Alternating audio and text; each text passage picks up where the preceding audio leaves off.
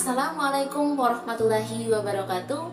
Raditu billahi robba wa bil islami dina wa bi Muhammadin nabiyya wa rasulah wa bil Quran. Pertama-tama marilah kita menundukkan kepala seraya memohon ampunan, memuji kepada Dia yang menguasai sekalian alam. Salawat serta salam senantiasa tercurahkan kepada baginda kita Nabi besar Muhammad SAW, Nabi yang telah membawa kita dari peradaban jahiliyah menuju peradaban Islamiyah sebagaimana yang kita rasakan sampai pada hari ini. Penting untuk teman-teman garis bawahi bahwa jikalau ada suatu keterangan informasi yang diawali dengan kata inna atau anna, kadang-kadang dibuka dengan anna, kadang-kadang pula dibuka dengan inna. Wal as, demi masa, demi waktu yang selalu kita lalui. Jadi hati-hati, asar itu bukan hanya waktu sore. Kalau sore itu masa namanya. Waktu yang kita lalui itu disebutkan dengan asar. Jadi sekarang pun secara arti bahasa itu asar namanya. Setiap waktu yang kita lalui itu disebutkan dengan asar. Hati-hati. Innal insana lafi khusr. Menggunakan kata inna setelah menggunakan kata sumpah. Innal insana lafi khusr. Sungguh semua manusia atau setiap manusia itu berpotensi berada dalam kerugian. Jadi kita tidak manfaatkan waktu dengan baik, kita bisa rugi. Ayat ini ingin menjelaskan bahwa setiap waktu yang Allah berikan kepada kita, setiap waktu yang kita lalui, tolong pergunakan itu dengan hal-hal yang baik, dengan hal-hal yang diridhoi oleh Allah Subhanahu wa taala. Kita tidak manfaatkan itu dengan baik, kita bisa rugi kata Allah. Lalu bagaimana cara kita memanfaatkannya? Baca ayat setelahnya. Ada 3 penjelasan yang Allah sampaikan di ayat ini. Yang pertama, ilal lazina amanu, kecuali bila dia memanfaatkan setiap waktunya dengan iman.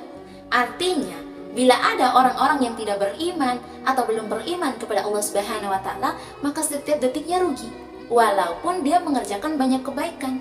Mohon maaf sebelumnya, ada orang-orang yang semisalnya berbuat baik, membantu orang lain, membangun fasilitas demi kepentingan bersama, tapi dalam waktu yang bersamaan dia tidak melakukannya dengan iman. Maka dalam pandangan Allah Subhanahu wa taala dia tetap rugi, walaupun tetap akan dibalas kebaikannya. Ingat, hukum dunia menyebutkan jikalau Anda mengerjakan satu kebaikan di dunia, maka dengan sifat rahmatnya Allah, kebaikan Anda seketika akan dibalas, walaupun dilakukan tanpa iman. Walaupun dilakukan tanpa iman, itu tetap akan dibalas. Jadi, orang-orang kafir pun, jikalau dia melakukan suatu kebaikan, maka akan dibalas di dunianya. Ini itu dijelaskan dalam surah ke-25 ayat 23, Al-Furqan.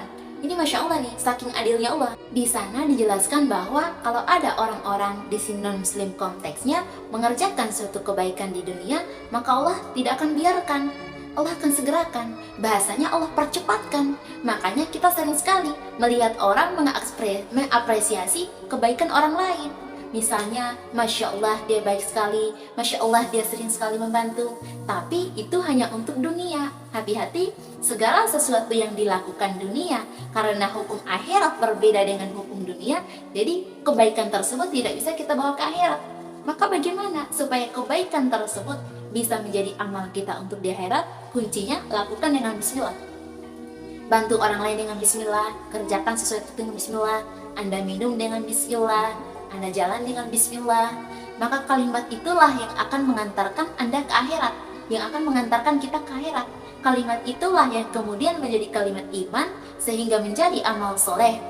Ilal lazina aman. Ternyata tidak cukup sampai di situ. Ternyata tidak cukup hanya dengan iman. Kita perlu membuktikan keimanan kita dengan perbuatan. Ilal ladzina amanu wa amilus sholihat. Ternyata kita perlu mengerjakan amalan-amalan soleh.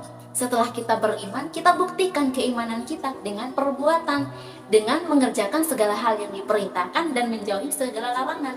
Kita perlu untuk mengerjakan amalan soleh. Kita perlu merancang amalan-amalan soleh apa saja yang perlu kita laksanakan.